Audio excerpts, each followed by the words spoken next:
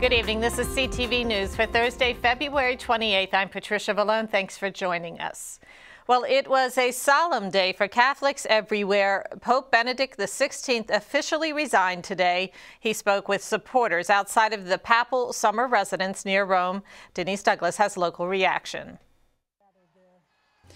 In what is expected to be his final public speech, Pope Benedict XVI says goodbye and thanks a cheering crowd outside the papal summer residence, Castel Gandolfo. He also promises to continue his work in the Catholic Church. So it was very moving and touching to hear what I think. Father Bill Byrne watched the pontiff's farewell from the Catholic Archdiocese of Washington here in Hydesville. He felt emotional and sad. Very reflective. I am sad to see such a great Pope resign.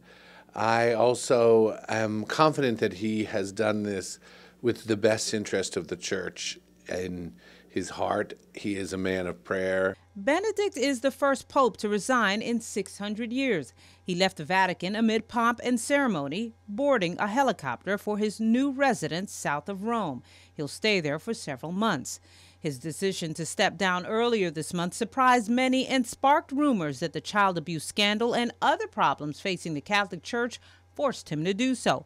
Father Byrne dismisses that idea. So people can sit on the edge and be negative, or they can see the light of God working through even the most of human conditions.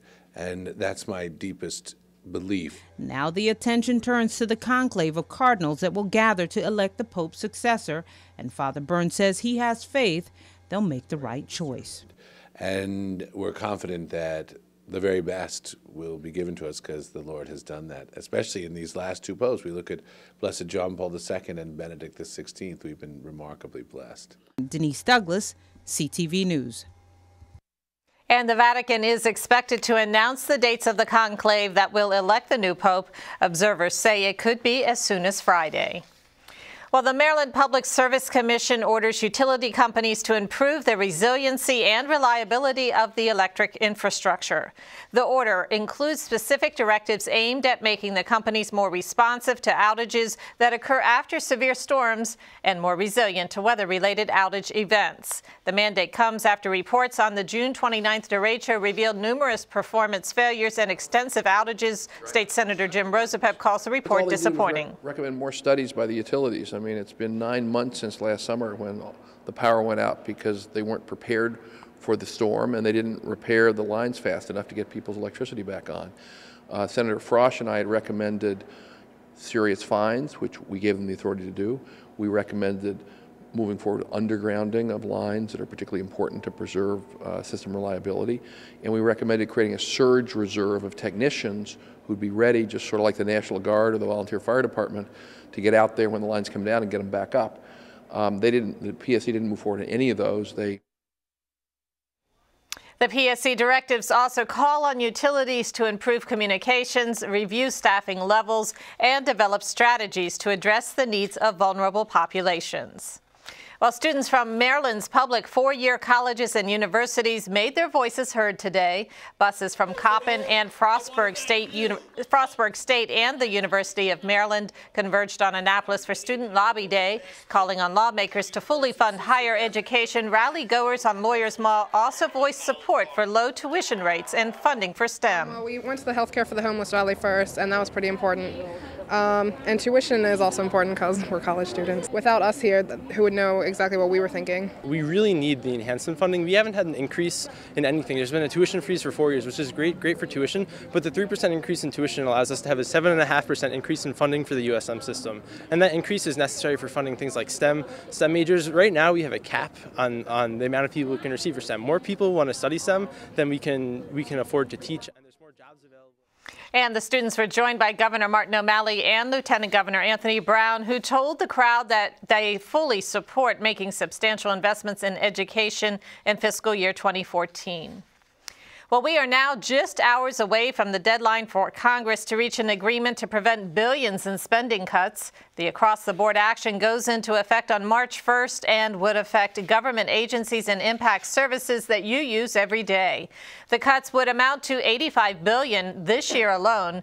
In speaking with a group of business people in the county earlier this week, Senator Ben Cardin says President Obama's plan is a balanced solution to the problem.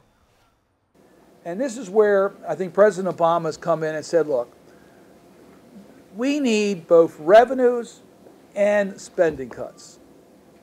And on the spending side, the places where those spending cuts should be is in a rational way as we bring our troops home from Afghanistan on our active military being reduced. We can get some military savings without jeopardizing our national security. And on the domestic side, it should be on the mandatory side. We've taken enough cuts in discretionary. It should be on trying to reduce the cost of health care, because if we reduce the cost of health care, we reduce Medicare and Medicaid, but we don't jeopardize beneficiaries in their benefits. In Maryland, areas that would be affected by the sequester include the Head Start program, work-study jobs, and civilian employees working for the Department of Defense.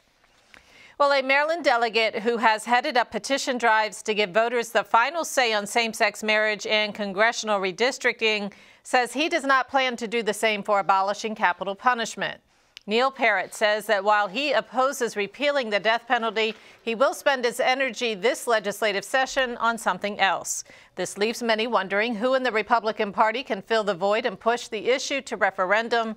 Senate President Mike Miller says if lawmakers repeal the death penalty, the issue will go to voters, but so far there have been no efforts to start a petition.